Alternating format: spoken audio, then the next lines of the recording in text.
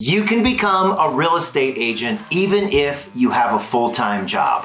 Because even if you're mildly successful as a realtor, let's say you fail 90% of the time, you'll still be happier, more free, and you'll be making more money than you're making now. I'm the Modern Agent, Jeff Ruby, and I help real estate agents launch, build, and scale profitable real estate businesses. And today, I want to share with you 5 lies that keep people from getting their real estate license and how you can actually start becoming a real estate agent today, even if you're the busiest person in the world. And I get it. As a real estate coach, I also hear it all the time. The blah, blah, blah, blah, blah, blah, blah, blah, blah. All the lies that are coming and going in this first part of this journey in getting into real estate. Let's jump right into these 5 lies so you can catch them before they become the enemy and avoid making all of these mistakes that so many agents make when they either get started in the business or the reasons why they never got started in the first place. Now, when I first got my license in 2004, I was framing houses. I was working full-time, 9 to 5, working with my hands, and I would come home from work tired. The last thing that I wanted to do was start on a whole nother project like going to real estate school. But I did it anyways because I knew I wanted to do more and I wanted to make more money and I wanted to have more time freedom. So I signed up for a real estate school class. It started at night. It was in a traditional brick and mortar office. It was down in the basement of an old title company. And I just remember going there after work. Sometimes I would go home quick and shower and eat. Other times I would go straight from the job site right to real estate school. And I know by the time I was done at 8 or 9 o'clock at night, I was tired. The great thing is, in today's society and with all the technological advances with being able to go to school online, you can get your real estate license online, go to school 24/7, work at your own pace, go when you have time to do it, not when it's necessarily after work. It could be before work, it could be on the weekends, it could be at night. So I passed my exams, I got my license, and I started to work on my business at night. You see, one of the things that I learned was that I needed to work my job during the day and work on my goals and passions on the nights and weekends. So I started working on the nights and weekends, learning the ins and outs of the business, and I started to gain some momentum. And as this momentum grew and I started picking up clients and closing deals, I was eventually able to go from a part-time agent to a full-time agent. And this is when we start to do the happy dance, when we can transition, easy for you to say, from working a full-time job to becoming a full-time real estate agent, owning your own business, being in control of your own destiny, and no longer trading your time for money. This was such a great feeling. Number 1, there are too many agents in my town. Guys, that's just simply not the truth. Now, there are a lot of agents out there. There's 1.4 million real estate agents in North America. And there are a lot of agents in every market, but here's the thing. Starting as a new agent in real estate, you're not competing with the veteran agents. You're not competing with the agents who are selling hundreds of homes a year, or even agents that are selling 10 to 15 homes a year. You're only competing with the agents who are also new in the business, as well as competing with these lies and all of these stories that we get created in our head about how this business is going to go. Here's the other thing, you guys. 87% of all real estate agents are out in the first 3 years. That means you're really only competing with the 13% of agents who are going to continue to be in the business, because the rest of them are going to be gone anyway. So why would you even consider them competition? That doesn't make any sense, does it? So here's a bonus tip for you, and one way that you can end up in the 13%. And this is really, really important. One of the things that I coach all of my agents on is to be your true, authentic self. Now, what does that mean? It means to be the real version of you and not to pretend to be somebody else because you think you need to be a certain way to appeal to a certain people, right? It's just really about who you are and your true authentic self. Now, this could be sports, it could be music, it could be drama, it could be religion, it could be arts, it could be anything. But make sure that you are incorporating that into what you're doing and how you're going to build your business around you being your true self. You see, your business is not about the clients that you'll be working with. Your business is about you.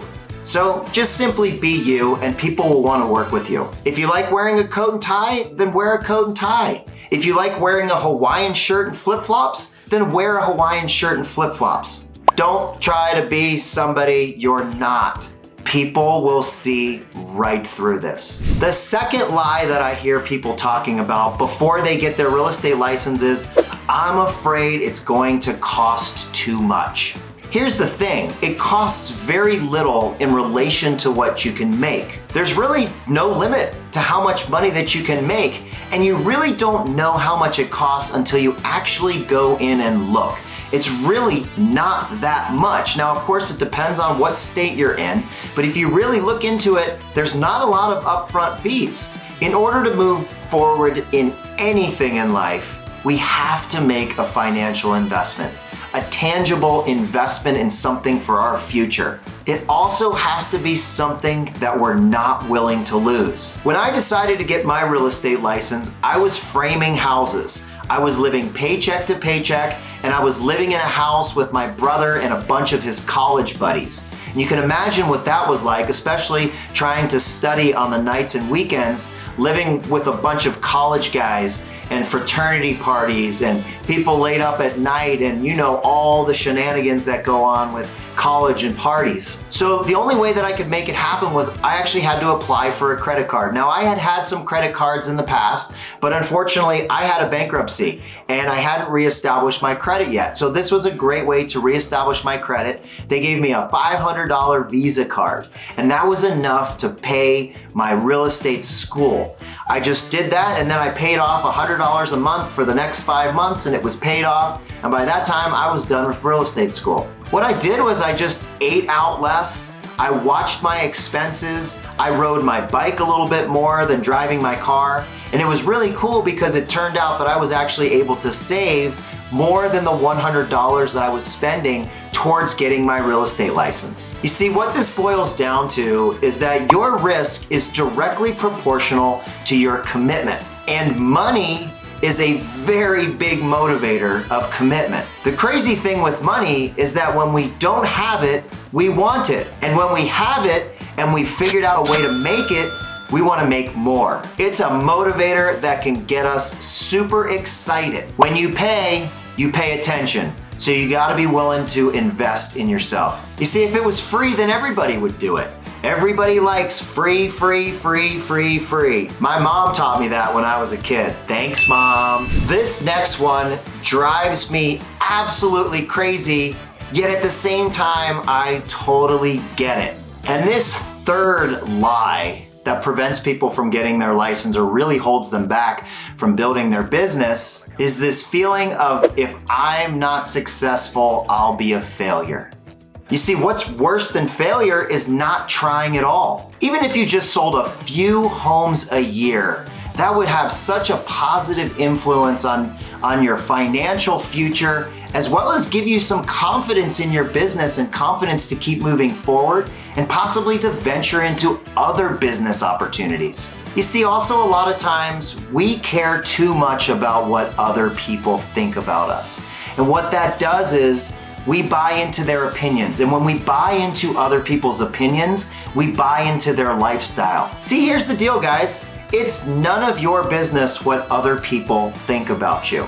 We just need to mind our own business, swim in our own lanes, and know that what we are doing has proven to be successful for people that plug into the right model, they do the work, and they're not afraid to take a chance in doing something to impact their future. So my big question to you is, are you doing it for those people?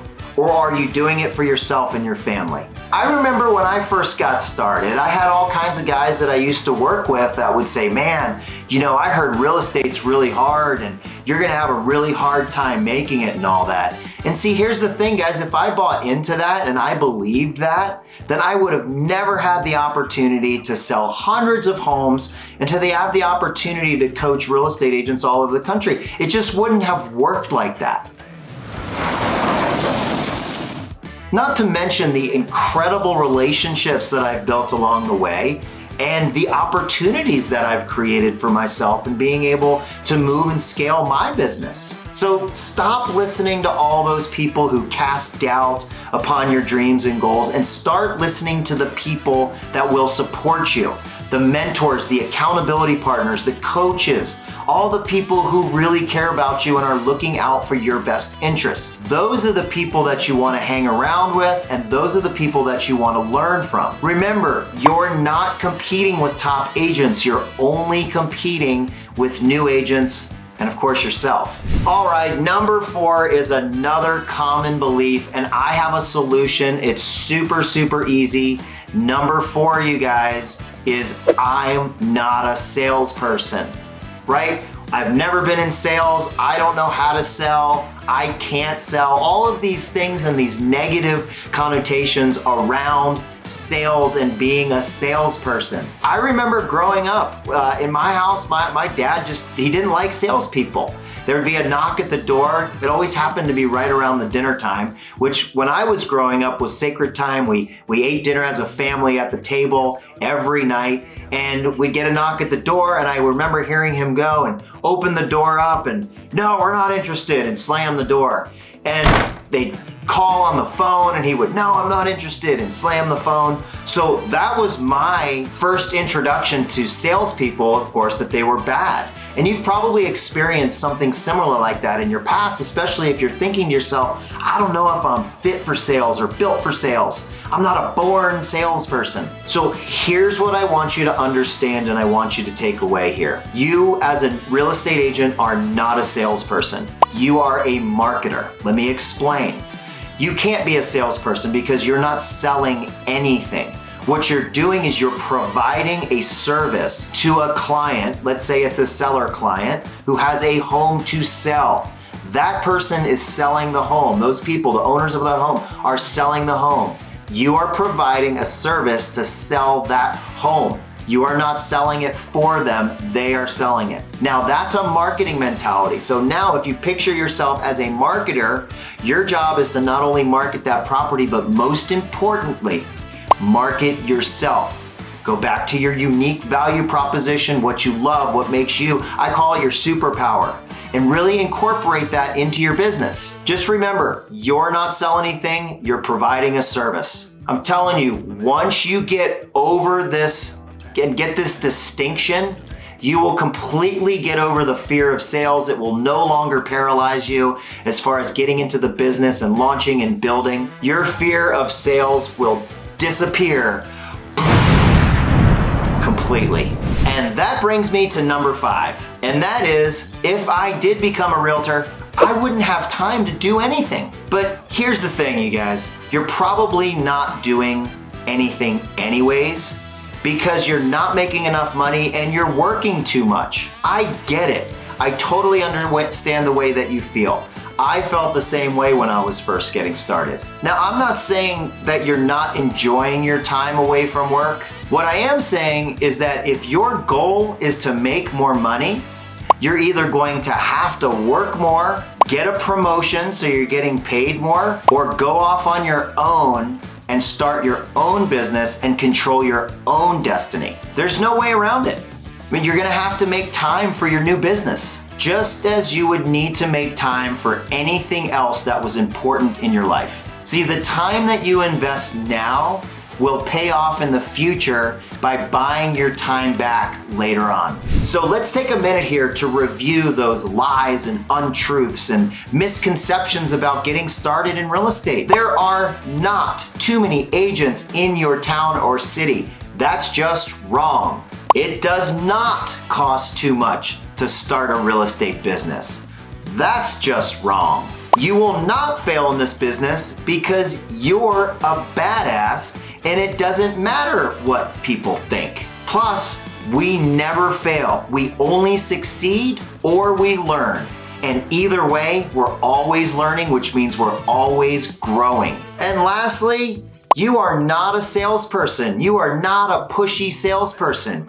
You are a marketer, and you're a badass marketer at that. And don't forget that you will have the time to get into real estate and start a real estate business because you are willing to make a small sacrifice of your nights and weekends to devote and dedicate to getting your real estate license and building your real estate business. Thank you so much for watching. Don't forget to like, comment, and subscribe. Hit the little bell down there so you'll get notified each time that I put out a new video. Also, let me know down in the comments section what questions or concerns that you have about getting started in real estate, launching, building, and scaling a real estate business, anything real estate related that I can help you guys with. And until next time, see ya.